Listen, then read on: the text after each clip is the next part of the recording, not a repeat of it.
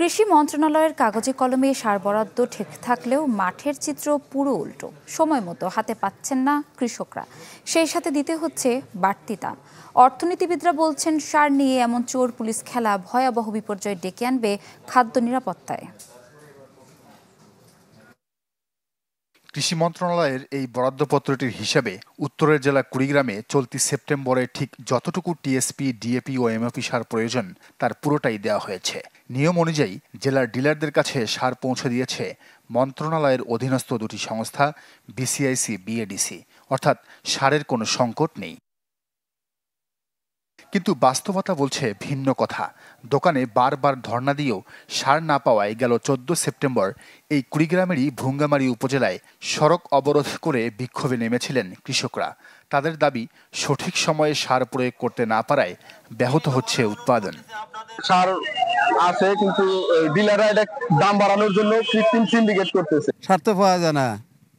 এই আমানদানা তো সার নাকি কম, স্কিমের সময় নাকি সার বেশি। স্কিমের সাথে সার যদি আবার সিরিয়াল ধরি আনা নাগাতে কি কোনটা হবে? শুধু কুড়িগ্রাম নয়, এমন পরিস্থিতি গোটা দেশের। কোথাও কোথাও সার পাওয়া গেলেও গুনতে হচ্ছে বাড়তি মূল্য।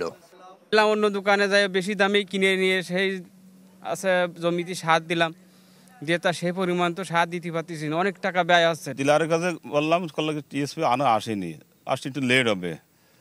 তা আমি পরবর্তী দেখলাম যে টিএসপি না আসে, অন্য দোকানে যাই সে টিএসপি বেশি দাম দিয়ে আমি কিনে বইতে দিয়েছি। কৃষক আর ফসলের যখন এমন দুরবস্থা, তখন ডিলার আর সরকারি কর্মকর্তারা দুষছেন একে অপরকে। টিএসপি সারের চরম ঘাটতি। সরকারিভাবে আমরা যে বরাদ্দ পাচ্ছি সেটা চাহিদার তুলনায় অত্যন্ত নগণ্য। সংকট নেই, ডিলারের ঘরে তো সার আছে।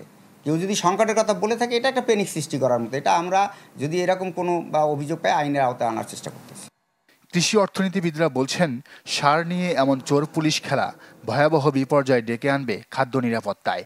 তাই কঠোর তদারকির পাশাপাশি সংকট কাটাতে নজর দেওয়া প্রয়োজন দেশীয় উৎপাদনে।